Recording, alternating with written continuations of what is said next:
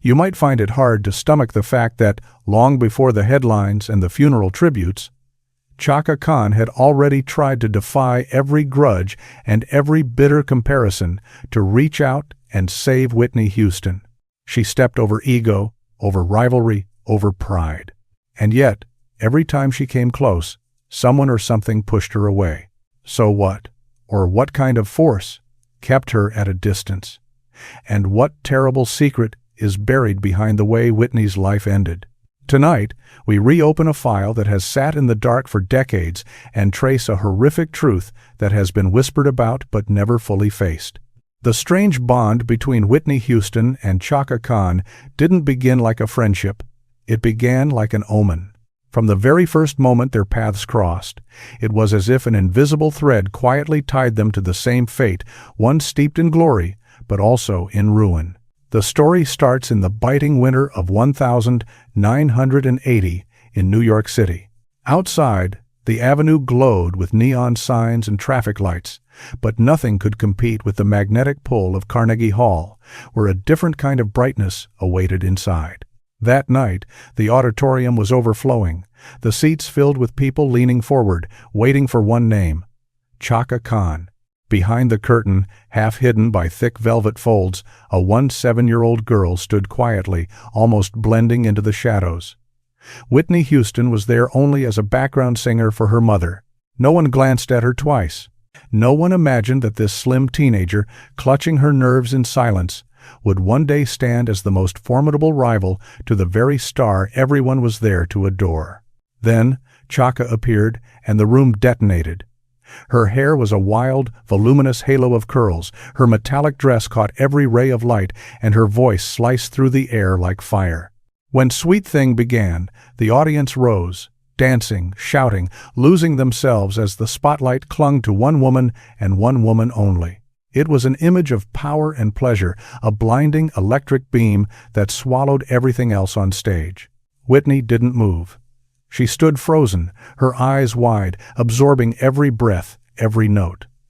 In that instant, she felt both awe and a creeping dread. This was the path to glory, yes, but it was also a narrow road that ran straight toward an abyss. Because behind the sequins and stage lights, everyone in that world knew Chaka was drowning in alcohol, cocaine, and chaotic love affairs. After the show, as Chaka walked off stage with a cigarette still burning between her fingers, her gaze drifted for a second and locked with Whitney's. Just a passing moment. A few seconds at most. But for Whitney, it burned into her memory like a scar. Who could have guessed that this fleeting glance in a crowded backstage hallway would begin an obsessive, tangled connection that would stretch on for 3 decades? Outside in the lobby, small clusters of people were already talking about the show.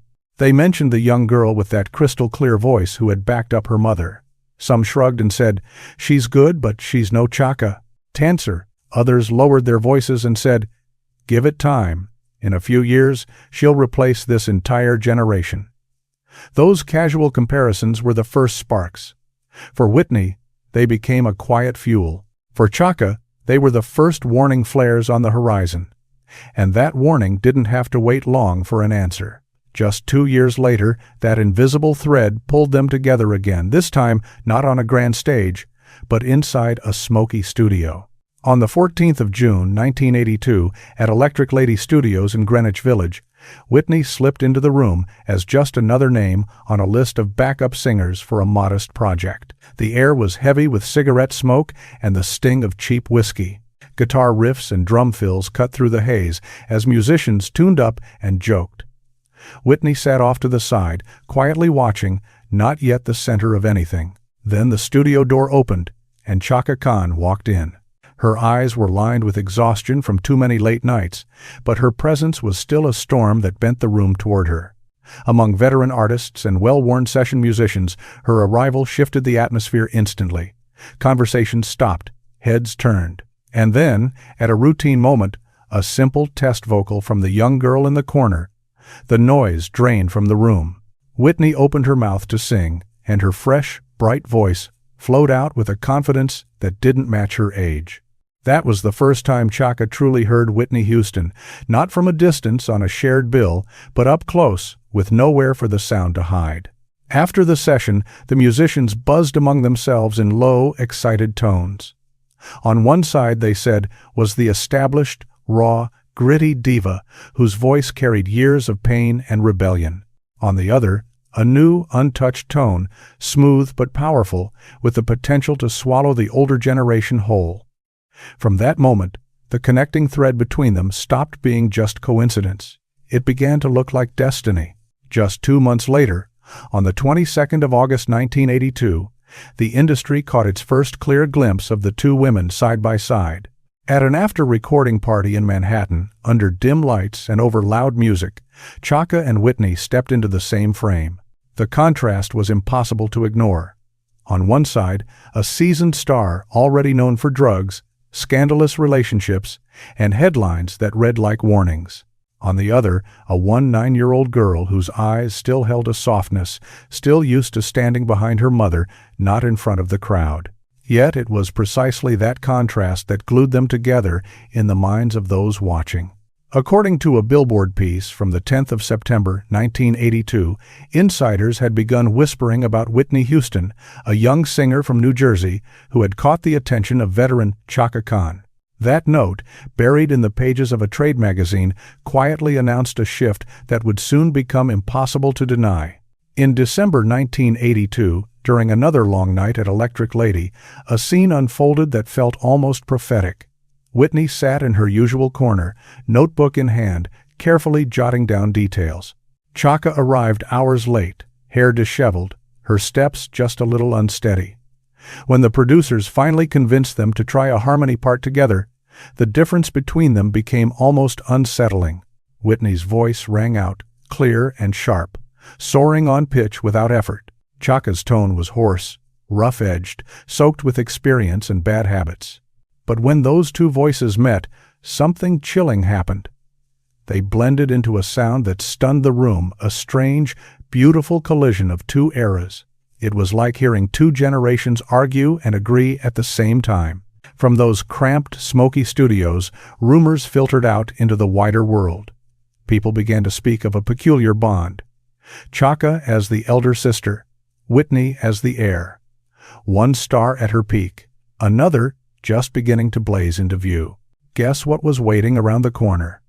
For a few years, the picture seemed deceptively calm. Chaka and Whitney shared studios, smoke, jokes, and late-night laughter. On the surface, it looked like they were simply two artists passing each other in the corridors of fame.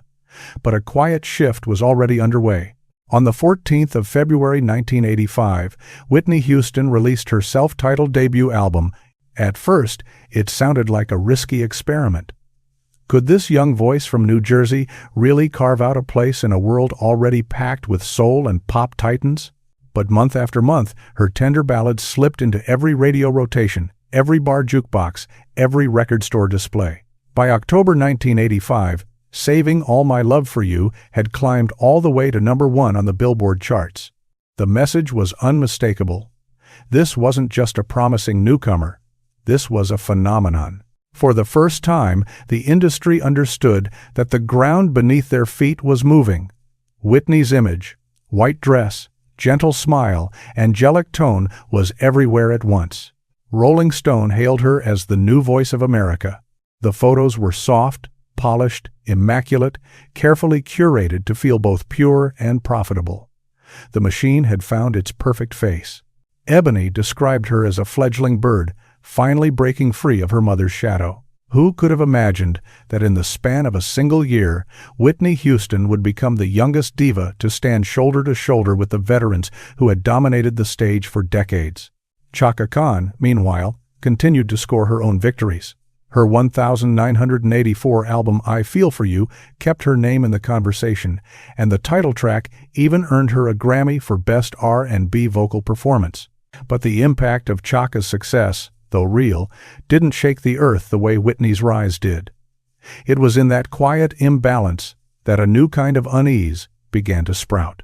On the 25th of February 1986, at the Shrine Auditorium in Los Angeles, the 28th Annual Grammy Awards turned that unease into something undeniable. The hall was packed, cameras flashing in every direction. When Whitney Houston's name was called for Best Female Pop Vocal Performance for Saving All My Love for You, the whole room surged to its feet. The roar of applause seemed endless. Whitney walked to the podium glowing, sparkling like a star that had just pierced the edge of the sky. But somewhere in another row, Chaka sat almost completely still. To the audience, she was smiling, clapping along like everyone else. But according to those who watched her closely, there was a clouding in her eyes, a darkness quietly settling in. When the show ended, the whispers rolled in from every corner. The press dubbed Whitney the perfect successor in the Black Diva lineage. Critics wrote that she carried the soul of gospel, but wore it in a clean, commercial pop shell. It was something, they hinted, that Chaka Khan, with her rebellious image and stormy reputation, had never been allowed to represent. People began to pit them against each other with simple, brutal labels. One was now spoken of as the glorious past, the other, the blinding future. That comparison cut both ways. So let's ask the question. When the world celebrates the youth rising to the top, what happens inside the one who paved the road first? When the name Whitney Houston is spoken in the same breath as Chaka Khan's successor, is that truly a compliment, or is it a premature obituary for Chaka's reign? In April 1986, Billboard ran a stark line. Whitney Houston, they said, had reclaimed the Soul Crown, but with a cleaner, more marketable formula. On the surface, it sounded harmless. Just another industry observation. Hidden underneath, it was a blade. The era of rebellious funk, raw and unpredictable, was being quietly declared over. The age of polished pop soul had officially begun. And who had once embodied that wild, rebellious funk more than anyone? Chaka Khan. Then, in July 1986, Ebony published a commentary that shook insiders. According to that piece, Whitney Houston might represent the end of the previous generation. Those cold words landed like a hammer, closing the lid on a coffin, sealing an era that Chaka had once ruled. Backstage at events around that time, witnesses later recalled that Whitney still greeted Chaka with the same politeness, the same careful smile, but the air between them had changed. The hugs they shared in front of cameras no longer carried warmth. They felt staged, like a ritual performed for the public rather than a genuine embrace. Whitney, by most accounts, didn't fully realize what was happening. She was swept up in tours, chart positions, and interviews. But Chaka felt it with painful clarity. Her place in the spotlight was being overshadowed day by day. From this point on, everything turned into a long, slow slide. Tiny cracks in their relationship became distance. That distance hardened into a wall. The sisterhood, once admired by fans and journalists alike, began to fracture in ways people could feel, but not yet name. From 1985 to 1986, Whitney Houston rocketed into superstardom that few artists ever reach, while Chaka Khan, for the first time, felt herself slipping into the background of a story she had helped write. It wasn't just a simple changing of the guard. It was the beginning of a silent war, a confrontation no one publicly admitted, but everyone could see. In the shadows of that period, the seeds of jealousy, frustration, and helplessness took root. And those seeds would later explode into a tragedy that no one, not even Chaka, could stop. Whitney Houston's ascent to the very top of the music world happened almost too quickly for anyone to process. After the Grammy storm of 1986, it felt as if the whole planet had quietly agreed on one thing. She wasn't just a great singer, she was the voice of a generation. Hit after hit, multi-platinum records, sold-out tours stretching from New York all the way to Tokyo, every step she took seemed to confirm the myth. In the glittering haze of the late 1980 seconds, Whitney Houston was America's angel. But behind those dazzling spotlights, something darker began to slide in from the edges. People like to say, when the light is at its brightest, the shadow is at its deepest. For Whitney, that shadow had a name, Bobby Brown. They met when Whitney had already become a global star, while Bobby was the rebellious ex-member of New Edition, young, defiant, and unpredictable. On paper, their worlds should never have collided. But when they did, it was like fire meeting gasoline. They were drawn to each other in a way that felt fated, dangerous, and unstoppable. From that moment, the carefully crafted angelic image that Clive Davis and the label had built around Whitney began to show its first cracks. At first, the press treated their relationship like a thrilling love story of opposites: the good girl and the bad boy, the saint and the troublemaker. Magazine covers sold well. Headlines were playful, but as time passed, the tone shifted. Bobby Brown began taking Whitney to parties that stretched until morning rooms where bottles never stopped pouring and lines of cocaine were laid out openly on gleaming glass tables. When paparazzi photos surfaced, showing Whitney slumped in the back of a limousine, eyes bloodshot, expression vacant, the rumors that had once been dismissed suddenly felt inescapable. This was no longer gossip. It was something you could see. Ironically, just as Whitney started to spin downward, Chaka Khan was trying to claw her way back from the same abyss. The older star, who had nearly lost her career in the 1,970 seconds to heroin and alcohol, was now fighting to reinvent herself. Chaka walked away from the endless parties, entered rehab, and tried to rebuild a life piece by piece.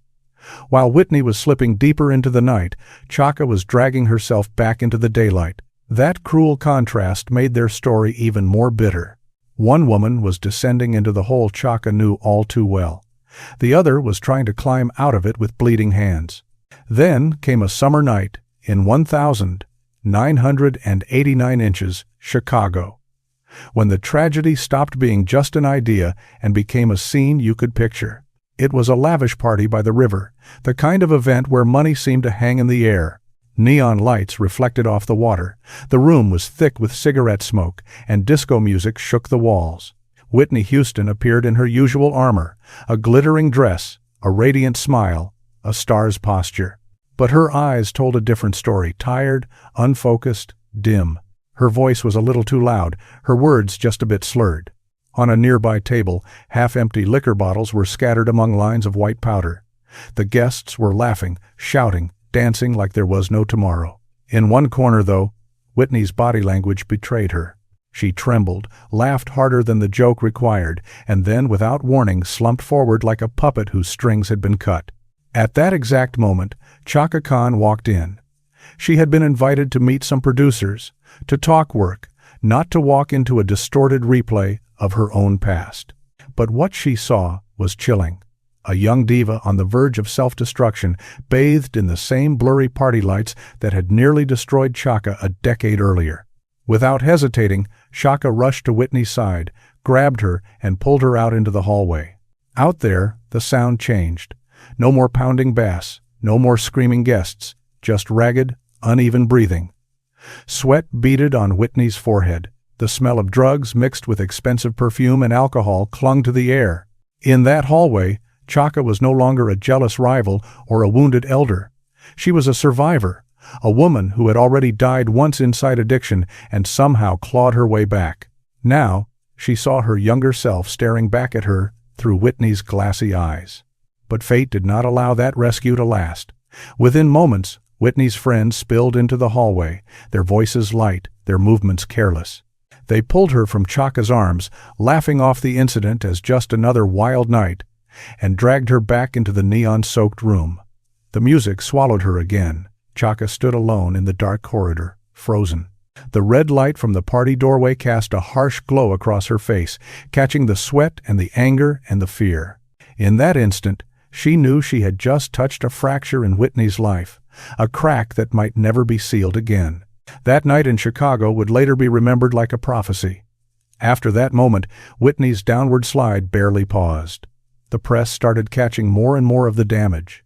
There were stories of canceled shows blamed on exhaustion, public arguments with Bobby Brown, and a slowly eroding public image that had once seemed untouchable. For Chaka, the worst part was not watching the public tear down the perfect angel they had once worshipped. It was recognizing every step of Whitney's collapse as a path she herself had walked before. Only this time, there was no one in the wings strong enough to pull Whitney back. The irony grew sharper as the 1,990 seconds began. On the surface, Whitney's star only got brighter. In 1992, The Bodyguard turned "I Will Always Love You" into something more than a hit. It became a global phenomenon. The single reportedly sold over 20 million copies worldwide. Whitney wasn't just a black star anymore. She was the pop icon of the entire planet. On screen, she was the soft, gentle leading lady, the love interest every audience rooted for. Off-screen, she became for a time the wealthiest black woman in entertainment. While the world was hypnotized by that fairy tale, the darkness behind the curtain thickened. Bobby Brown, the man Whitney had chosen, brought with him a life filled with addiction, volatility, and endless scandal. Tabloids plastered their covers with photos of the couple shouting on sidewalks, being escorted out of clubs, or stumbling through crowds. Whitney's once bright eyes looked increasingly hollow. Her smile grew strained. And yet, people still clung to the fantasy. They believed that voice was invincible. They believed that angels don't fall. Until one summer night in July 1995, in Miami, when the myth collapsed in real time, the American Airlines Arena was packed. Over 15,000 fans filling every seat, tickets sold out weeks beforehand. After rumors of her absences and cancellations, this show was supposed to be her triumphant return. The stage design was grand, bathed in blue light. As the intro music began, anticipation rippled through the crowd. Whitney appeared in a sleek, form-fitting white dress, stepping into the spotlight with that familiar, dazzling smile. The opening number was, "I Have Nothing." But almost immediately, something was wrong. From the first notes, her voice trembled. High notes that had once soared effortlessly now wavered and fell flat. Her breathing was off, shallow and strained. The audience, expecting perfection, went quiet, then tried to lift her with applause. Whitney pushed on, moving into greatest love of all. But her eyes were distant, unfocused. After only a handful of songs according to those present, she abruptly turned and rushed off stage. Her image froze on the big screen as she disappeared from view, leaving thousands of fans in anxious confusion. Backstage, things were far from the polished calm the public imagined. Whitney collapsed. Her skin was slick with sweat, her face pale, her hands shaking uncontrollably. Tech crew members shouted for a doctor. Staff members scrambled for water, towels, anything that might help. The hallway that usually echoed with jokes and last-minute instructions now buzzed with panic. It was in the middle of this chaos that Chaka Khan appeared again. Chaka was in Miami that day. Not on tour, but because, as friends later said, she had a bad feeling about Whitney. Some claimed she decided at the last minute to fly in and see for herself how Whitney was really doing. When word raced through the building that Whitney had collapsed backstage, Chaka ran toward the restricted area, heart thudding. She tried to push through, her voice rising, but two large bodyguards blocked her path like a closed door made of muscle and stone. In front of her, there was no backstage glamour, just a barrier that would not move. Chaka shouted, demanding to be let through, insisting she needed to see Whitney. According to people who were there, she didn't care about how she looked, didn't care if anyone thought she was out of control. She wanted in. But the answer was a cold, flat refusal. She wasn't needed. Some witnesses later claimed that Bobby Brown himself was nearby and subtly signaled to the guards not to let Chaka pass. They believed he wanted Whitney to remain dependent on him and feared any outside influence that might pull her away. Chaka, who had come hoping to be a lifeline, found herself pushed to the edge instead. Furious and desperate, she reportedly lunged forward and almost struck one of the guards. The tension in that narrow corridor was suffocating. Technicians and staff rushed in to separate them before the confrontation exploded further. Chaka's voice broke as she cried out, "She's dying in there, and all you care about is her image." But all she received in return were indifferent stares and rigid, unmoving shoulders. Inside the guarded room, Whitney was being calmed with a sedative administered by a private doctor. Her condition, at least for the moment, stabilized. But they didn't call an ambulance. They didn't rush her to a hospital, where records and witnesses would create a trail. According to people within the camp, the fear wasn't for Whitney's life, it was for her reputation. The show had been sold out. The star had to remain flawless in the public eye. Better to risk her health, even her life, than to let a picture of her on a stretcher leak to the press. Chaka was eventually escorted away from the backstage hallway, tears streaking down her face. Later that night, she found herself standing alone in the parking lot, staring up at the arena roof. The blue stage lights still pulsed in the dark, and music thumped faintly through the concrete as if nothing out of the ordinary had happened. Inside, the show business machine kept turning. Outside, Chaka stood in silence, knowing she had hit another invisible wall. The next day, mainstream media kept the story neat and sanitized. Reports simply stated that Whitney Houston had been exhausted from a demanding schedule. No mention of a collapse, no mention of panic backstage. No mention of Chaka Khan's presence or her attempt to get through the door. Officially, it was a minor incident, barely worth a headline. But inside the industry, the real story raced from mouth to mouth. People whispered that Whitney had taken a dangerous combination of substances before the show. They said Chaka Khan had tried to intervene and been shut out. They said management had decided to bury the truth rather than risk the brand. To the public, Whitney kept touring, kept releasing music. But the way people looked at her had changed. They started asking the question no one wanted to say out loud. Was the angel falling? For Chaka Khan, that night in Miami was more than a disaster. It was an answer. In Chicago in 1989, she had grabbed Whitney by the shoulders and felt a brief, fragile chance to pull her back. In Miami in 1995, she learned that chance was gone. There were forces around Whitney family, Bobby Brown, managers, executives that formed a wall she could no longer breach. After that night, whatever remained of their sisterly bond was, in practice, over. Publicly, the two women still crossed paths. The world remembers Whitney's 1992 re-recording of I'm Every Woman, originally Chaka's song, where Chaka provided background vocals. On camera, it played like a passing of the torch, a joyful collaboration between two queens. But in Chaka's heart, according to those close to her, she knew the door had quietly been locked. Whitney no longer truly trusted her, and the people who controlled Whitney's world would never allow Chaka near that inner circle again. The night in Miami never took up more than a line or two in official biographies. In the sanitized version, it was just a moment of fatigue, a diva overwhelmed by a heavy workload. But for those who stood in that hallway, it was a live prophecy playing out in real time. A superstar crumpled behind a door, an older survivor screaming to help and being shoved away, a deliberate choice to shield a reputation rather than protect a life. When a hand reached out to save her, Whitney didn't grasp it, or perhaps was prevented from doing so. And in the end, she would be the one to pay the highest price.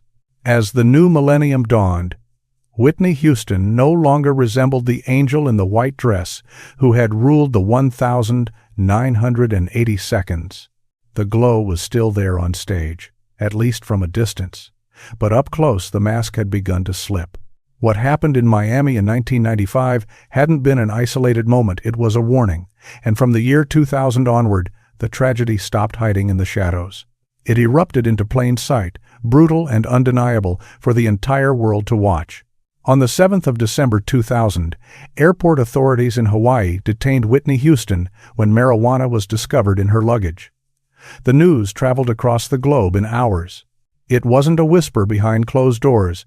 It wasn't a vague excuse of fatigue or stress. For the first time, the public was forced to confront the truth they had tried to ignore. The angel was falling, and the descent was real. Instead of recovering, Whitney seemed to spiral further. Concerts were canceled at the last minute, sometimes with little explanation beyond health issues. Each new public appearance shocked fans more than the last. Her once flawless face appeared drawn and hollow. Her legendary voice shook and cracked. Her eyes, once bright and alive, often looked lost, vacant. Magazine headlines turned colder, crueler, leaning on phrases like fall from grace, as if her life were nothing more than a plot twist. Bobby Brown, instead of being a lifeline, appeared to drag her deeper into chaos. According to many reports, their marriage was riddled with violence, addiction, and explosive arguments. They were often portrayed as one of the most infamous black couples in Hollywood, chased from bars, followed out of nightclubs, occasionally intercepted by the police. Cameras were always nearby. If the 1,980 seconds had played like a carefully polished fairy tale, the 2000s unfolded, more like a raw, unscripted play, exposing every fracture, every bruise, every scream. In the summer of 2005, Bravo aired a reality show called Being Bobby Brown. On paper, it was meant to be his comeback, a peek into his life, a chance to reframe his narrative. In reality, it became something else entirely. A tragic spectacle that stripped away what little privacy Whitney still had. Viewers were stunned to see the woman who had once embodied elegance and control now captured in footage where she screamed, rambled, and slurred her words, clearly under the influence in several moments. Many longtime fans admitted they couldn't even finish certain episodes. One particular scene lodged itself in the public's mind like a shard of glass. Whitney and Bobby sat together in a bathroom, while Bobby graphically described dealing with a grotesque, intimate bodily issue involving his wife. Whitney laughed uncontrollably, detached from the humiliation, her reactions dazed and disoriented. That scene, aired in July 2005, became a gruesome symbol of how far she had fallen. It didn't just chip away at her image, it shattered it. People asked themselves a painful question: how had the voice behind "I Will Always Love You" been reduced to this? The show was eventually canceled, but the damage was permanent. The stain on her legacy could not be wiped away by a press release or a photo shoot. From that point forward, Whitney was no longer treated as an untouchable legend. She became a living exhibit of what fame, drugs, and domestic turmoil could do to a human being. Her life turned into a cautionary tale, replayed in slow motion on cable television. During those years, Chaka all but disappeared from the mainstream conversation surrounding Whitney. She wasn't on the reality show, she wasn't in the tabloid photos, and her name rarely appeared in the loudest headlines. Yet inside the industry, those who knew her said she watched Being Bobby Brown with a kind of agonized recognition. For Chaka, Whitney was no longer just a younger artist or a lost friend. She was a reflection, a mirror held up to Chaka's own past, except this time the whole world had front-row seats. According to one close source, when Chaka tried to watch the first episode, she turned off the television halfway through and broke down in tears. She didn't need to see more. The signs were all there. The erratic behavior, the fragile body language, the nervous laughter covering up something much darker. Miami in 1995 had shown her she could not reach Whitney anymore. The 2000s proved that even the public, once protective and adoring, had begun to turn away, choosing fascination over compassion. On the 14th of September, 2001, Whitney appeared at a memorial event honoring the victims of 9/11. When she stepped in front of the cameras, people had to look twice. She was so thin that some barely recognized her. The loose, baggy clothing she wore couldn't hide how much weight she had lost. Photographs of that day spread rapidly through newspapers and magazines. Fans didn't argue over vocal technique or chart positions anymore. They worried that they were looking at a woman disappearing in plain sight. Then, in September 2006, Whitney officially filed for divorce from Bobby Brown. On paper, it looked like a possible turning point, a chance to break free. But by then, a decade of addiction, chaos, and public humiliation had done its damage. The golden voice that had once stunned the world was now a fragile shadow of what it had been. Throughout the 2000s, older fans sometimes described her with a chilling phrase: a voice that had died, but a body that kept going. A fellow singer who had worked with her once put it bluntly: when Whitney entered a room, they said, the aura that used to arrive before her was gone. What lingered instead was the smell of cigarettes, alcohol, and disappointment. It was as if the light had been switched off and only the smoke remained. In a few rare interviews from that era, Chaka was asked about Whitney. She didn't rant, she didn't accuse. She simply said quietly, "I tried, but some souls can't be saved." It sounded less like a judgment and more like a confession from someone who had reached out, been shoved aside, and now had to live with the knowledge that her warnings had gone unheard. If the 1,980 seconds were the years of pure light, and the 1,990 seconds were the period when hairline cracks began to appear beneath the shine, then the 2000s were the years of open collapse. Whitney's breakdown was no longer edited out, no longer hidden behind stage curtains and carefully worded PR statements. She was crushed out in the open, under the relentless gaze of cameras, her pain transformed into content, her ruin turned into a show for the world to watch. Who could have imagined that the same angel who once made the entire world hold its breath with "I Will Always Love You" would close out her decade with bathroom scenes on reality TV, collapses on stage, and disheveled tabloid photographs? Those weren't just scandals. They were warning lights, signs that an ending was slowly, relentlessly approaching. On the 11th of February 2012, Los Angeles shimmered under the glow of Grammy weekend. Limousines lined the streets, red carpets were rolled out, and the city hummed with excitement for music's biggest celebration. But at the Beverly Hilton Hotel, something else had slipped quietly into the building. While photographers were testing their flashes and sound crews were checking their levels, death was already moving toward the fourth floor. No one knew that within a few hours, one of the greatest voices in history would take her last breath in almost complete silence. All around the city, people were getting ready for the parties, the televised performances, the glitz, but up on that fourth floor, Whitney Houston had become almost unrecognizable, even to those who loved her. It was said that she had once lived like a queen, yet at 48, she now looked less like royalty and more like a lost spirit drifting through the corridors of a life that no longer fit. The day before, photographers had captured images that instantly unnerved the public. Her hair was disheveled, her dress strap slipped down her shoulder, her pale face slick with sweat. She had pushed her way into a rehearsal, her movements agitated, her voice and eyes frantic. One witness was heard whispering, "That's not Whitney anymore." At the time, it was just a stunned comment. Looking back, it sounded like a prediction. The next morning, a hotel server arrived at room 434 with a tray of food. When the door cracked open, the scene inside was bleak. A bathrobe lay crumpled on the floor. The heavy smell of alcohol and cigarettes clung to the air. Empty pill bottles were scattered across a table next to a drained bottle of champagne. Whitney appeared briefly, trying to smile, but the expression on her face was thin, icy, more like a quiet announcement of doom than a greeting. The door closed again. No one in the hallway knew they had just seen Whitney Houston alive for the last time. As the afternoon went on, music began to pour through the door of 434. Melancholy gospel songs played loudly, mixing with sudden bursts of laughter and fragments of sobbing. Some people later said it sounded like a cry for help. Others dismissed it as just another drug-fueled episode, the kind that had become disturbingly routine. Either way, no one stopped the music to check. In that luxurious hotel, nearly everyone was focused on fittings, rehearsals, guest lists. Whitney's voice, once the main event, had become nothing more than an echo leaking from behind a locked door. Around 3 p.m., according to reports, a bodyguard heard a strange noise coming from the bathroom. When the door was finally forced open, steam filled the room, curling up from a hot tub that had gone from comforting to deadly. Whitney Houston lay face down in the water, her body motionless. Her hair was matted, her skin had turned a frightening shade of blue.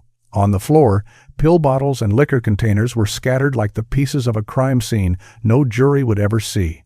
A scream ripped through the room, but in the thick walls of the hotel, it was swallowed almost immediately by silence. Rumor had it that envelopes of cash quietly changed hands that day, slipped to certain employees in exchange for their discretion. No cameras, no leaks, no raw images of what that bathroom truly looked like. Whether those stories were fully accurate or not, what remained was undeniable, a terrifying emptiness where a life used to be. And so the questions began. Why didn't anyone reach her in time? Why hadn't someone stopped this long before the water in that tub turned still? The cruelest twist of all lay just one floor below. While Whitney's body lay in that bathroom, Clive Davis's pre-Grammy party reportedly continued as planned. Glasses clinked, the music boomed, applause erupted again and again. Upstairs, an angel had fallen. Downstairs, the industry danced on. That contrast cut into fans like a blade. The idea that the biggest party in music might continue while one of its brightest stars lay lifeless above them felt less like an accident and more like a verdict. In this business, the message seemed clear. The show doesn't stop for a soul, not even for the soul of Whitney Houston. From Carnegie Hall in 1980 to Electric Lady Studios in 1982. From that Chicago party in 1989 to the backstage chaos in Miami in 1995. Every milestone, every warning sign, quietly funneled into this single point. Room 434 at the Beverly Hilton. The closed door of that room didn't just mark the end of a diva's life, it swung open a floodgate of painful, unanswered questions. Why was Whitney alone in those final hours? Why had she not been taken to rehab when there was still a chance to turn the story around?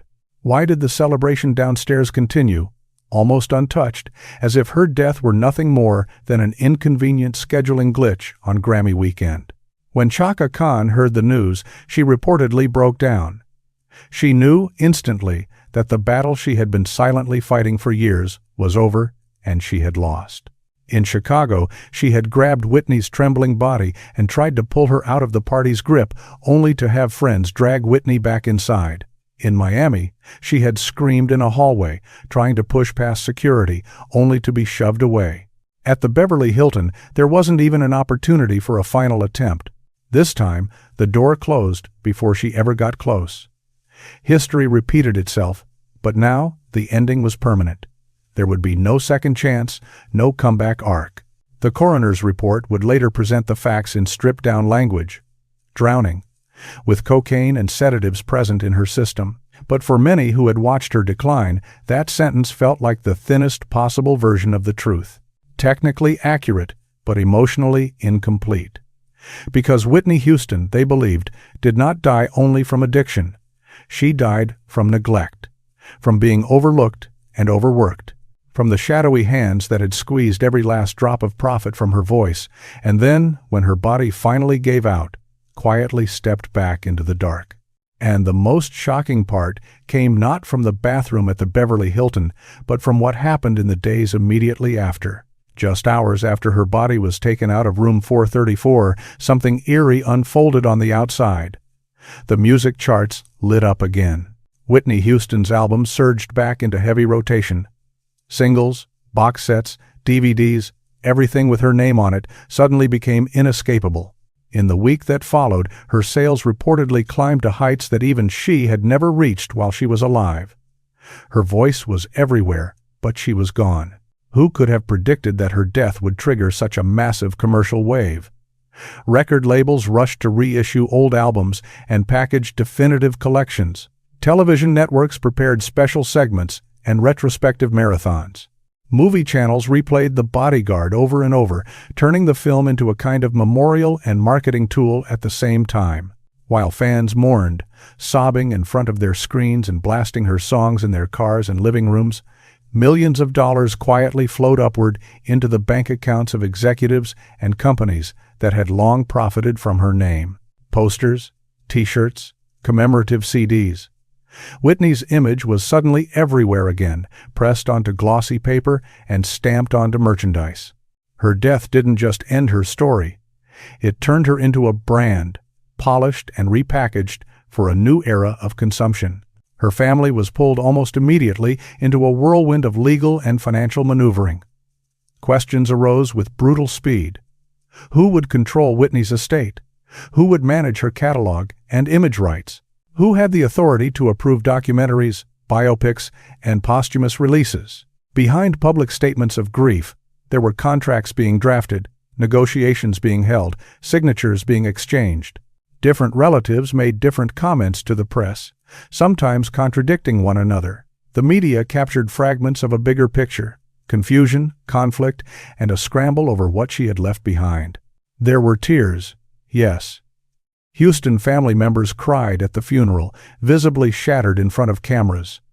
Dionne Warwick gave interviews, speaking about Whitney's legacy and pain. Whitney's daughter, Bobby Christina, sat near her mother's coffin, staring in a way that seemed to belong more to someone in a trance than a teenager. But behind the sorrow that the public saw, there also appeared to be something colder. Questions about control, about rights, about the future cash flow linked to Whitney's legacy. The music industry did not stand back and watch. Just days after her death, executives from major labels reportedly held closed-door meetings. The agenda, according to insiders, centered on how best to honor Whitney's memory while managing her catalog, how to position greatest hits collections, whether to release demo tracks, how to time anniversary editions. Every unreleased recording, every unfinished session, suddenly took on a new glow. What had once been scraps on a shelf were now precious assets. A very private catastrophe had quietly transformed into a commercial goldmine. As old hits climbed back up the charts and tribute performances filled award shows, one chilling truth seemed to hover over everything. The more the world grieved, the more money her name generated. And yet, the central question remained untouched. Why did she have to die like that? Some people insisted it was nothing more than a tragic accident, a woman with a long history of addiction, drinking, using drugs, and then slipping and drowning in a bathtub. But those who had been close to Whitney spoke in whispers that hinted at a darker narrative. They mentioned what they described as an odd delay in calling for help. They claimed that Whitney had wanted to return to rehab more than once, only to be dissuaded or blocked by people around her who feared the impact on her schedule or image. They spoke of unfamiliar faces going in and out of the hotel in the days leading up to her death. And they never forgot the brutal symbolism of the still glittering party downstairs. To some, it felt like an unspoken rule. The party must go on, no matter who pays the price. Chaka, the woman who had tried to pull Whitney out of the fire more than once, would later sum it up with a devastating line. She said that Whitney didn't have to die, but there were hands that wouldn't let her get close, and there were hands that chose silence at the exact moment when Whitney needed them to act. That kind of statement was more than grief. It sounded like an accusation aimed not just at individuals, but at an entire system. When Whitney Houston was laid to rest in Newark, New Jersey, the city where she had been born, thousands of people filled the streets. Fans stood shoulder to shoulder, singing, "I Will Always Love You," through their tears. They held up photos of her in her prime, arms raised, eyes closed, microphone in hand. Some had grown up with her music. Others had discovered her late. All of them felt that something irreplaceable had been taken from them. But even as the casket was lowered and the church echoed with prayers and sobs, a darker question gnawed at many minds. Were they simply burying a legendary singer? Or were they witnessing the final step in a process that had been unfolding for years, maybe even planned in ways no one would ever fully see? So now the file closes, at least officially. The reports are written, the cause of death is logged. The tributes have been aired, and the records reissued. But the questions still linger like smoke. Was Whitney Houston a victim of her own choices alone? Or was she slowly pushed toward an edge by an industry and a circle of people who valued the image more than the woman? And what about Chaka, the elder star, who saw the danger long before the world did, who tried to pull Whitney out in Chicago, who tried to reach her in Miami, only to be blocked, dismissed, and finally shut out entirely? With a little more time, a little more access, could she have saved Whitney? Or was every attempt doomed from the start, scripted to fail by forces stronger than love, stronger than friendship, stronger than one woman's will to help another? In the end, you have to ask yourself, was this just a tragic story of addiction and bad decisions? Or the carefully managed downfall of a woman whose death turned out to be almost as profitable as her life? What do you think? With just a little more luck, could Chaka have pulled Whitney back from the edge? Or was the ending already written long before Room 4